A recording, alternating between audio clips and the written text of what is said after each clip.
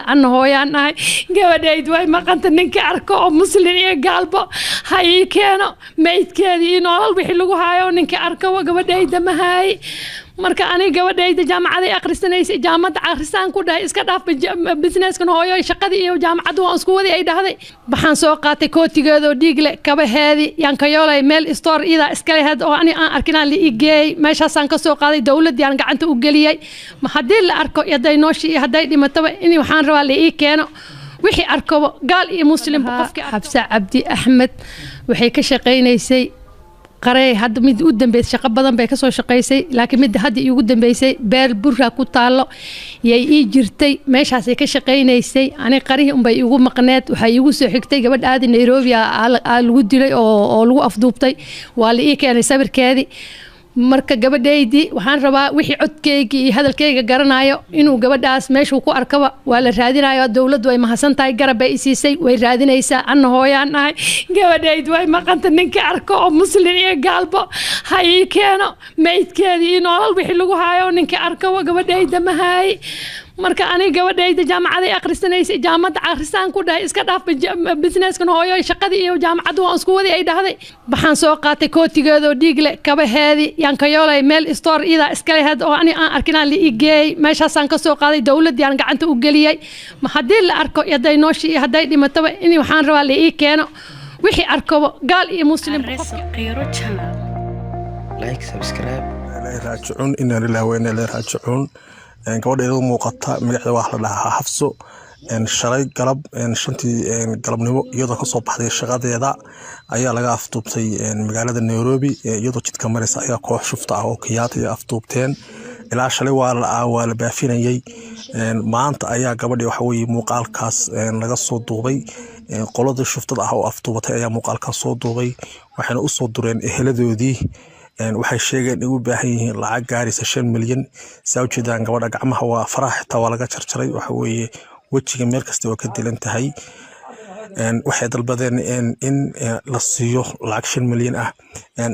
mobilka ay ka soo hadleen ayaa lagu baadi doonay GPS-ka iyo GPRS-ka adigu waxay dibadna way ogaadeen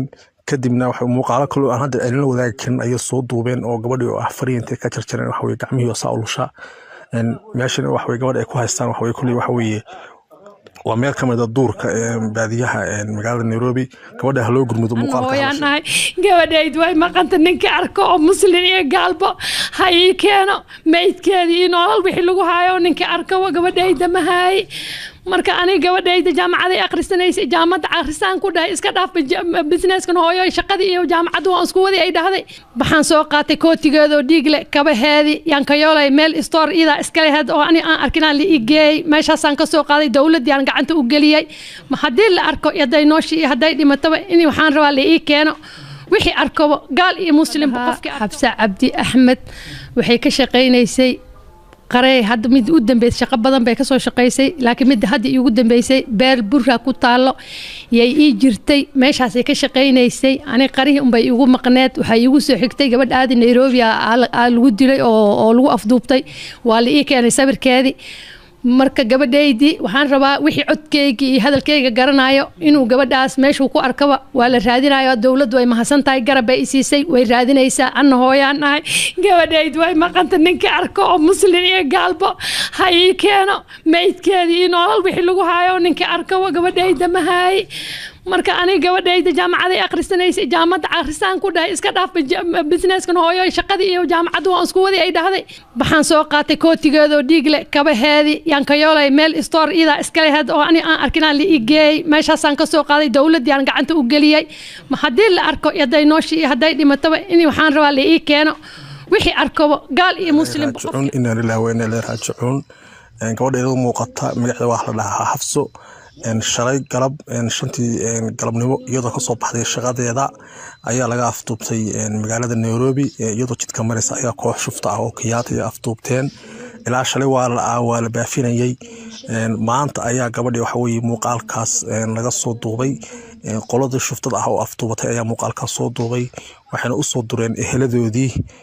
waxay sheegeen in u baahan yihiin lacag gaaraysa 5 milyan sawjeedaan gabadha gacmaha waa farax xitaa waa laga jarjaray waxa weeye wajiga meel kasta oo ka dilan tahay waxay dalbadeen in la siiyo lacag 5 milyan ah mobilka ay ka soo hadleen ayaa lagu baadi doonay GPS-ka iyo GPRS-ka adigu waxay dibadna way ogaadeen kadibna waxay muuqaalo kale aan hadda aan la wadaagi karin ay soo duubeen oo gabadhii oo fariinta ka jarjareen waxa way gacmihii oo saaluusha meeshan waxa way gabadh ay ku haystaan waxa way kulli waxa way waa meel ka mid ah duurka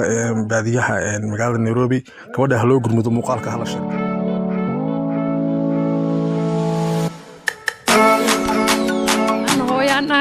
gabadhayd way maqanta ninka arko oo muslim iyo gaalbo hay keeno meydkeedii nolol wixii lagu haayo ninka arko gabadhayda ma hay marka aniga gabadhayda jaamacada akhrisanaysa jaamacada akhrisan ku dhahay iska dhaaf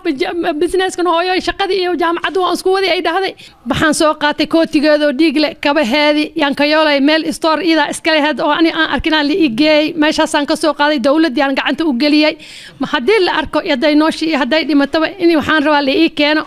wixii arko gaal iyo muslim qofkii Xabsa Cabdi Axmed waxay ka shaqeynaysay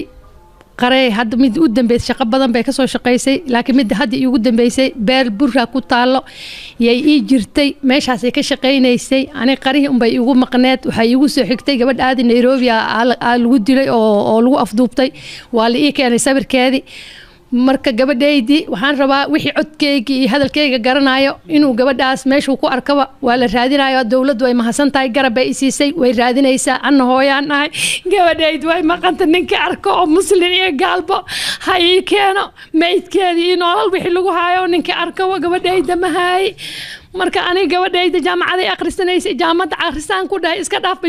business-kan hooyo shaqadii iyo jaamacadu waan isku wadi ay dhahday baxaan soo qaatay kootigeedo dhiigle kabaheedi yaan ka yoolay meel store ida iska leeyahay oo aan arkinaan li igey meeshaasaan ka soo qaaday dawladda aan gacanta u galiyay ma hadii la arko yaday nooshi haday dhimataba in waxaan rabaa li keeno wixii arko gaal iyo muslim qofkii inna lillahi wa inna ilayhi raaji'uun gabadheedu muuqata magaceeda waa la dhahaa Xafso shalay galab shantii galabnimo iyadoo ka soo baxday shaqadeeda ayaa laga afduubtay magaalada Nairobi iyadoo jidka maraysa ayaa koox shufta ah oo kiyaata ay afduubteen ilaa shalay waa la baafinayay maanta ayaa gabadhii waxa weeye muuqaalkaas laga soo duubay qolada shuftada ah oo afduubatay ayaa muuqaalkaas soo duubay waxayna u soo dureen eheladoodii waxay sheegeen inuu baahan yihiin lacag gaaraysa 5 milyan sawjeedaan gabadha gacmaha waa farax xitaa waa laga jarjaray waxa weeye wajiga meel kasta oo ka dilan tahay waxay dalbadeen in la siiyo lacag 5 milyan ah mobilka ay ka soo hadleen ayaa lagu baadi doonay GPS-ka iyo GPRS-ka adigu waxay dibadna way ogaadeen kadibna waxay muuqaalo kale aan hadda aan la wadaagi karin ay soo duubeen oo gabadhii oo fariinta ka jarjareen waxa way gacmihii oo saaluusha meeshan waxa way gabadh ay ku haystaan waxa way kulli waxa way waa meel ka mid ah duurka baadiyaha magaalada Nairobi gabadha loo gurmudo muuqaalka hala sheeg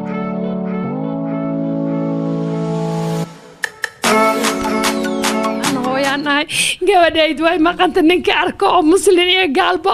hay keeno meydkeedii nolol wixii lagu haayo ninka arko gabadhayda ma hay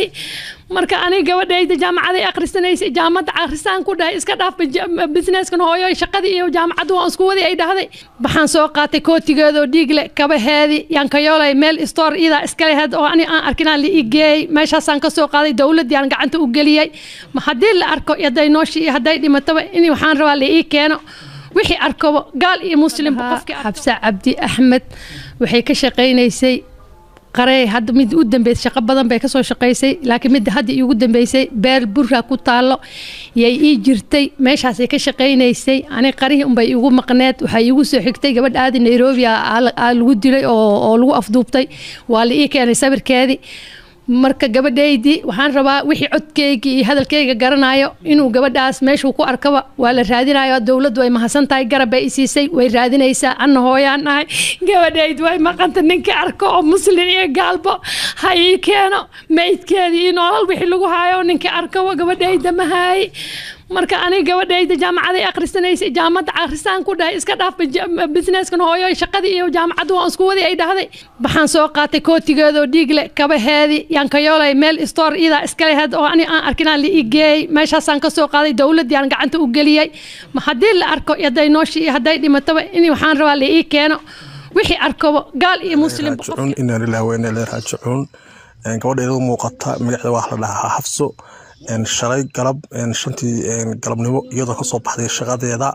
ayaa laga afduubtay magaalada Nairobi iyadoo jidka maraysa ayaa koox shufta ah oo Kenyatta ay afduubteen ilaa shalay waa la baafinayay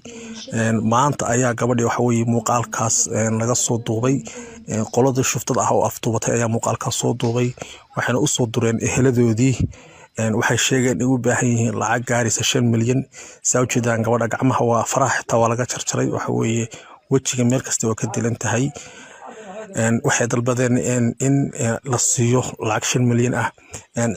mobilka ay ka soo hadleen ayaa lagu baadi doonay GPS-ka iyo GPRS-ka